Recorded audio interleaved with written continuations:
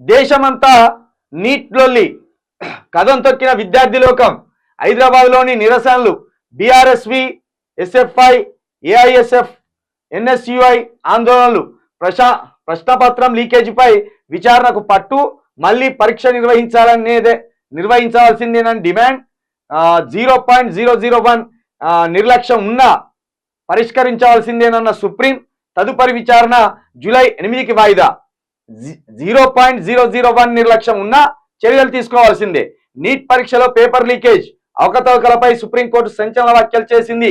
ఎక్కడైనా 0.001% నిర్లక్ష్యం ఉన్నా దాన్ని సకాలంలో పరిష్కరించాల్సిందేనని స్పష్టం చేసింది.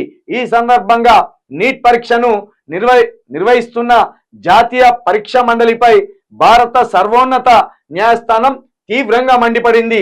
ఈ ఏడాది మే నెలలో నిర్వహించిన నీట్ పరీక్షను రద్దు చేయాలని దాఖలైన పిటిషన్పై జస్టిస్ విక్రమనాథ్, జస్టిస్ ఎస్విఎన్ భట్టీలతో కూడిన వెకేషన్ బెంచ్ మంగళవారం విచారణ జరిపించి ఎన్టీఏ నుంచి సకాలంలో చర్యలు ఆశిస్తున్నామన్న ధర్మాసనం తదుపరి విచారణను జూలై 8న చేపడతామని తెలిపింది. విచారణ చేపట్టి దాదాపుగా విద్యార్థి లోకమంతా లేదా ఈ నీట్ రాసిన విద్యార్థులంతా ఏమంటారంటే మళ్ళా రీ ఎగ్జామ్ పెట్టండి, రీ ఎగ్జామ్ పెడితేనే న్యాయం జరుగుతుంది. ఇందులో అవకతవకలు జరిగినాయి, ఇది చాలా పెద్ద కుంభకోణం.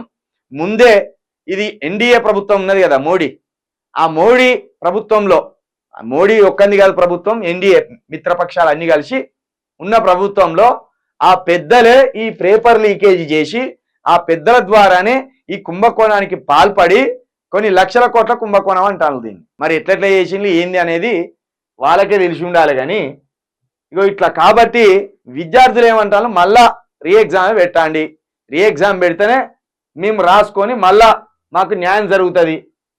సుప్రీంకోర్టు చూడు ఎంత అద్భుతమైన మాట మాట్లాడిందో.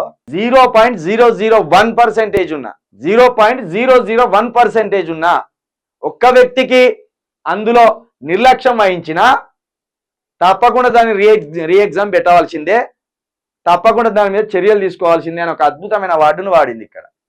తప్పకుండా దీన్ని మళ్ళీ క్యాన్సిల్ చేసి మళ్ళీ ఎగ్జామ్ పెట్టవలసిందే.